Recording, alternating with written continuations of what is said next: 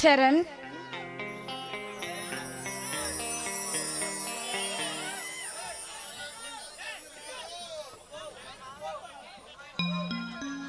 అబ్బో అమ్మాయి గారు అలకలో కూడా చాలా అందంగా ఉన్నారే.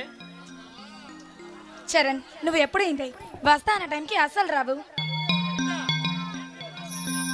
ఈ అందాల ప్రతిబింబం కోసం 10 నిమిషాలు ముందే బయలుదేరాను. కానీ మధ్యలో ఏముంది, తమ ఫ్రెండ్ నందిని కనిపించింది. దాంతో మాట్లాడి వచ్చేసరికి లేట్ అయింది, అంతేనా? చాలా కరెక్ట్ గా చెప్పావు డియర్. అది నీకెలా తెలుసు? ఇంకైతే మీరు దాని దగ్గరికి వెళ్ళండి, నేను వెళ్తున్నా. అమ్మాయి గారికి కోపం వచ్చినట్టుంది. ఈ కోపం తాపం తగ్గాలంటే నేనేం చేయాలో చెప్పండి మిస్. చరణ్, నువ్వు కావాలనే కదా నన్ను ఇలా నీ మాటలతో రెచ్చగొట్టి ఏడిపిస్తున్నావు. అనిత, ఈ లోకంలో నాకన్నా నువ్వు, నీకంటే ఎవరు నాకు ఎక్కువ కాదు. కానీ ఏంటి చరణ్? అనిత, నా బాధ నీతో చెప్పి నిన్ను బాధ పెట్టడం నాకు ఇష్టం లేదు. చరణ్, అలానే నీ మనసులోని బాధ నీలోనే ఉంచుకుంటే ఎలా చెప్పు?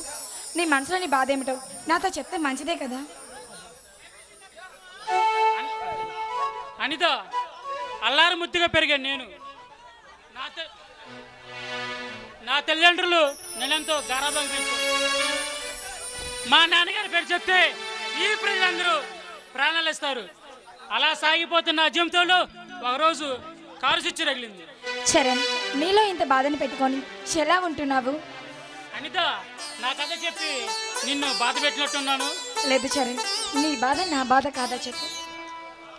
అబ్బో అమ్మాయి గారు,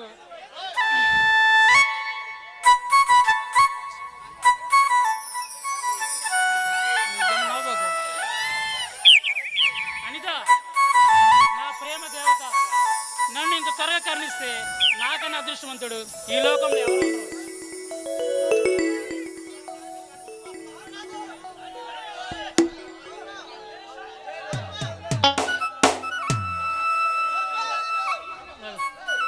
అనిత, అందుకే ఒక తీయని ముద్దు, ఒక వెచ్చని కౌలిస్తే ప్రస్తుతానికి సరిపెట్టుకుంటాను. అబ్బా, అబ్బాయి గారికి మనసు బాగా తొందరపడుతున్నట్టుంది. అవదా మరి. చెప్పో చరణ్. అనిత, రాజకుమారులు సిగ్గుపడుతుంటే సిగ్గు మొగ్గలా ఉన్నావు డియర్. చరణ్,